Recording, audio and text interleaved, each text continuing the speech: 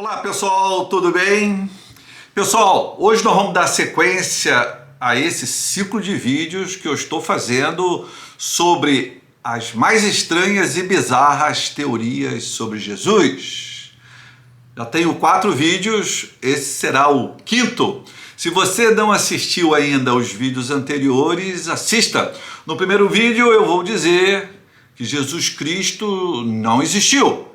Não houve Jesus histórico, mas trata-se de que Jesus foi criado em cima de um essênio que existiu há décadas atrás. O segundo vídeo vai mostrar que Jesus não existiu, mas que Jesus era, na verdade, um cogumelo psicoativo, um cogumelo alucinógeno. No terceiro vídeo, nós vamos mostrar que o verdadeiro pai de Jesus era um soldado romano chamado Pantera. E no quarto vídeo nós vamos mostrar que Jesus viveu muitos anos lá na Índia. E hoje nós teremos uma outra tese muito estranha, muito bizarra sobre Jesus, mas que eu acredito que muitos de vocês vão se identificar e a partir de agora vão defender essa tese com enorme fervor. Vamos lá para a nossa tese? Então vamos. Um linguista e filósofo italiano chamado Francesco Carota, em 1999, o Francesco Carota vai lançar um livro que vai fazer um enorme sucesso. Não muito nos meios acadêmicos, mas no meio do popular, ele vai fazer o maior auê. O nome do livro: Jesus era César. Sobre a origem juliana do cristianismo. Qual é a tese do Francesco Carota? Francesco Carota vai dizer o seguinte: o mito de Jesus foi criado em cima de um personagem de carne e osso, o imperador Caio Júlio César. O Jesus nunca existiu. Então, segundo Francesco Carota, não houve Jesus histórico coisa nenhuma. E de onde que surge, então, esse Jesus ficcional? Esse Jesus ficcional vai surgir de um personagem real, Caio Júlio César. Após a morte de Caio Júlio César, será construído um culto em sua homenagem. Um culto com sacerdote e tudo. O próprio Marco Antônio, que era ali colega, amigo, né, do Júlio César, será o grande sacerdote do culto a Júlio César. E no vídeo de hoje nós vamos falar o argumento do Francesco Carota, argumentos esse que ele vai tentar nos convencer sobre a sua tese, tá certo? O Francesco Carota, ele vai estudar a liturgia, a arqueologia, a ritualística, as escrituras do Júlio César. Esses escritos foram deixados principalmente por Plutarco e Suetônio. Ele vai se debruçar sobre esses estudos e também sobre o estudo de culto ao Júlio César, né? E ele vai então ali, através de paralelismos, analogias, coincidências, ele vai então mostrando que o cristianismo nada mais é do que a transformação do culto de Júlio César no culto de Cristo. Jesus Cristo nada mais é do que uma projeção de Júlio César. Jesus Cristo é Caio Júlio César deificado. Bom, quais são os argumentos do Carota? O que o Carota vai alegar para fazer uma afirmação tão espantosa quanto essa. Ele vai dizer o seguinte: vamos do começo. Caio Júlio César vai começar a brilhar quando? Quando que o Caio Júlio César vai começar a brilhar a sua estrela? A sua estrela vai brilhar quando ele vence a guerra lá na Gália. A Gália, pessoal, era um lugar muito extenso que hoje corresponderia a áreas da Itália, da França, da Bélgica. Então era uma região muito importante para Roma. E Caio Júlio César, ele consegue vencer todos aqueles povos ali, né, implantando ali o domínio romano. Isso aí é o ponto máximo de Júlio César. Trata-se de uma das batalhas, de uma das lutas, de uma das campanhas militares mais famosas no mundo. Essa campanha de Júlio César lá na Gália. Aí vocês me perguntam, mas o que tem isso a ver com Jesus Cristo? Aguarde aí um pouco. Então, Gália. Jesus Cristo não tem nada a ver com a Gália, mas Jesus Cristo tem a ver com a Galileia. Gália de Júlio César, Galileia de Jesus. A Galileia era uma região ampla que envolvia várias cidades: Cafarnaum, Nazaré, Tiberíades. E a Galileia vai ter para Jesus o mesmo valor simbólico que a luta lá na Gália teve para Júlio César. Então, para Cristo, Galileia; para Júlio César, Gália. Tá? Só isso? Não, tem muitas coisas. Eu separei aqui alguns exemplos só, senão o vídeo ficaria muito extenso. Ele já está meio extenso, ficaria muito mais. Bom, Júlio César está voltando das suas campanhas vitoriosas. Está com suas tropas lá de milhares de homens. E Júlio César para onde? Ele para antes do rio Rubicão. O rio Rubicão, pessoal, a maioria de vocês já conhece, mas eu tenho que falar porque tem gente que não conhece. O rio Rubicão era um rio que corria nos arredores de Roma. E era proibido um comandante militar entrar com suas tropas dentro da cidade de Roma. Por quê? Porque se o comandante militar entrasse com suas tropas dentro de Roma, o sujeito poderia dar um golpe, se transformar num ditador e botar abaixo a República Romana, que o poder era dividido ali entre os senadores. Então não podia atravessar o Rubicão. Júlio César para ali, diante do Rubicão, e está num dilema. Ele tem que decidir o que vai fazer. Eu atravesso o Rubicão e com isso entro em choque com todo o Senado romano e vou travar aí uma luta que ninguém ainda travou, né, com resultados imprevisíveis, ou eu deixo a minha tropa e entro e vou ser ovacionado pelo povo e também, claro, pelo Senado romano. Então Júlio César está ali numa situação periclitante. Ele tem que decidir algo que terá consequências profundas, consequências que podem ser muito boas ou terríveis para ele. Então ele tem que decidir se atravessa ou não o Rubicão.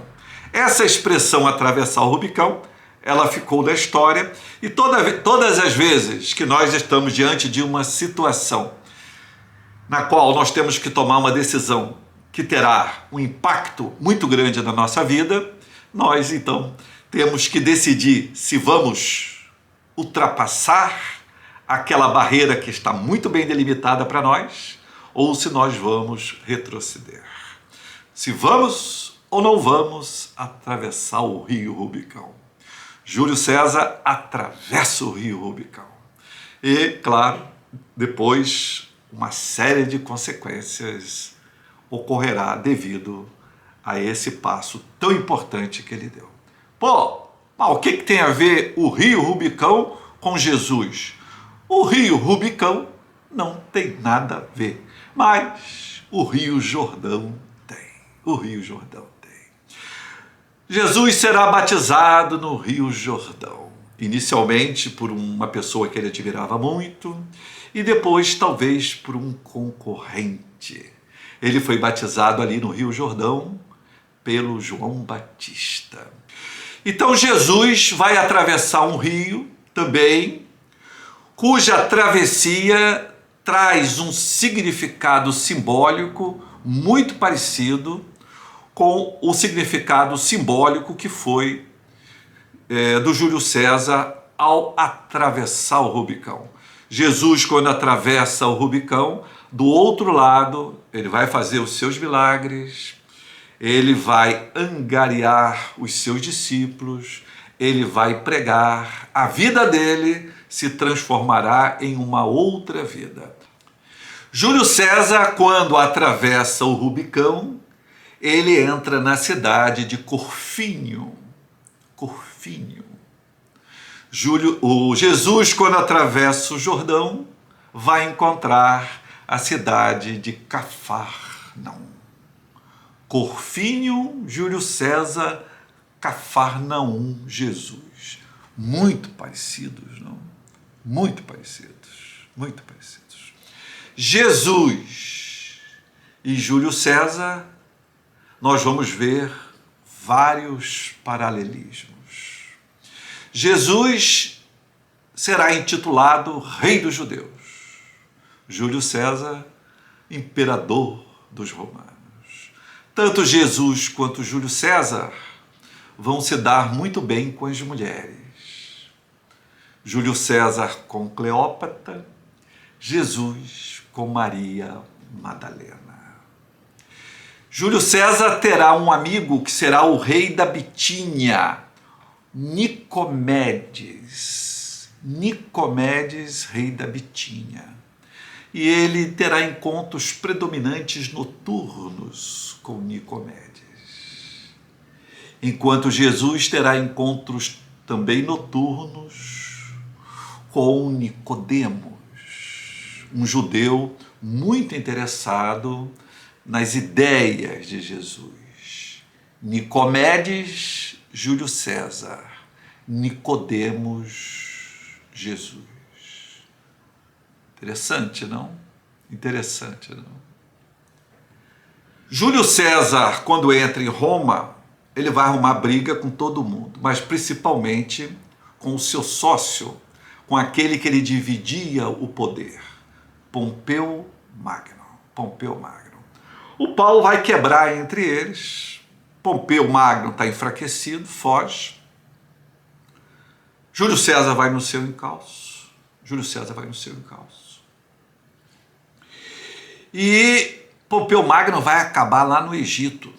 O Egito tinha uma boa relação com Roma, uma boa relação com Pompeu.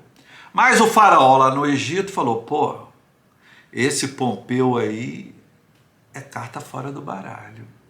O cara da hora, o cara da vez é Júlio César. Eu não posso ficar contra Júlio César. O homem está chegando aí, está ensandecido, está encapetado. Se eu der guarida aqui ao Pompeu Magno, eu estou lascado depois. Eu vou pegar esse Pompeu Magno, vou matar esse cara, vou cortar a cabeça dele e vou dar de presente para o Júlio César. Vou ficar numa boa com ele.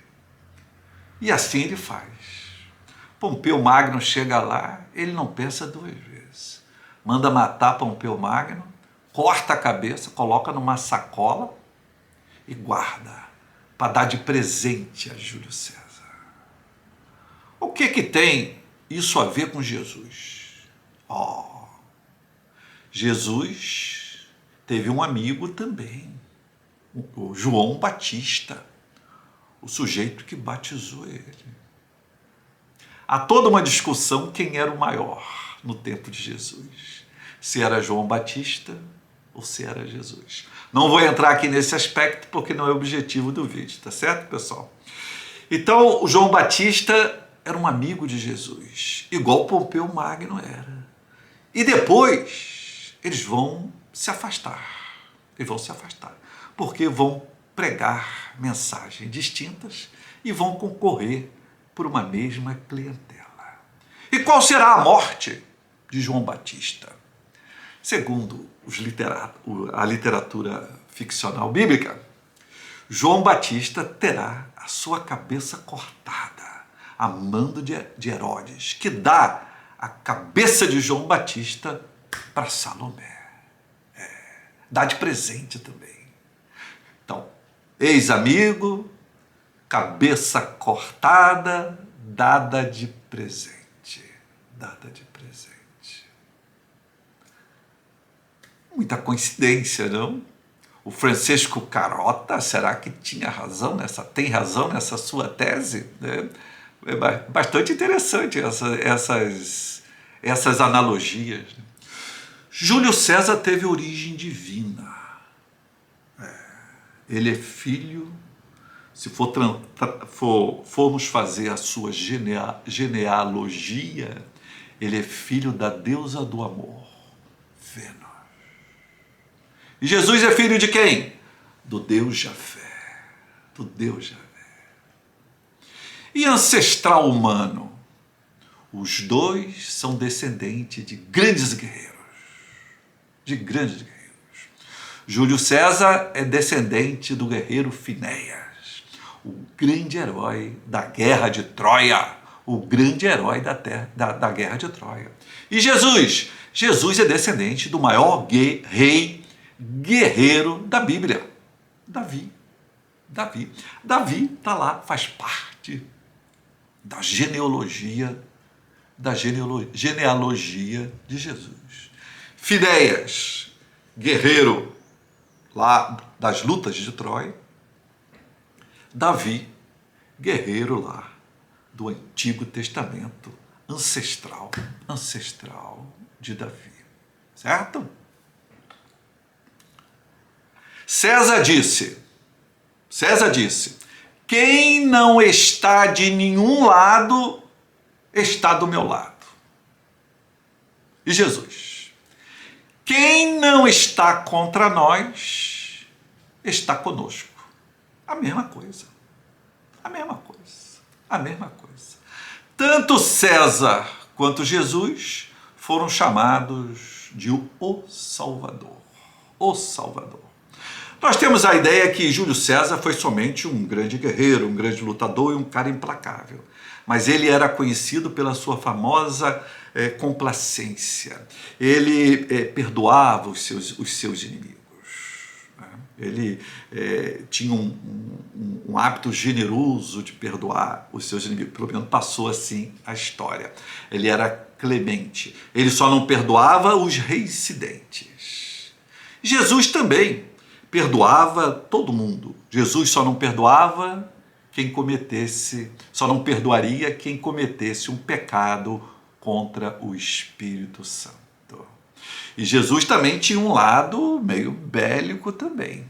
Tem aqui umas palavras que eu separei de Jesus. Palavras de Jesus, não do Júlio César, hein? Não pensem que vim trazer a paz. Não vim trazer a paz, mas a espada. Sim, vim confrontar um homem com seu pai, uma filha com a sua mãe, uma nora com a sua sogra, e os inimigos de cada um serão os que com ele convivem. Parece uma frase dita pelo Júlio César, não? Mas não foi pelo Júlio César, foi pelo Jesus. Nós não temos nenhuma descrição daquela célebre imagem perpetuada por Miguel Ângelo na sua Pietà, né?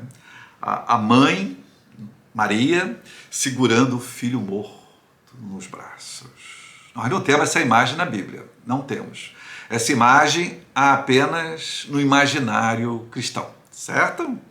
Mas essa imagem existiu realmente. Só que não existiu com Jesus. Existiu com Júlio César. Júlio César, vocês sabem, foi assassinado coletivamente teve um assassinato coletivo no Senado, onde ele foi esfaqueado por vários senadores. Depois, quando ele morre, agoniza e morre, ele é levado para Calpurnia, a sua esposa. E Calpurnia, a sua última esposa, desesperada, pega o cadáver de Júlio César, segundo os historiadores da época, coloca esse cadáver do seu marido nos braços e chora e expressa a sua dor.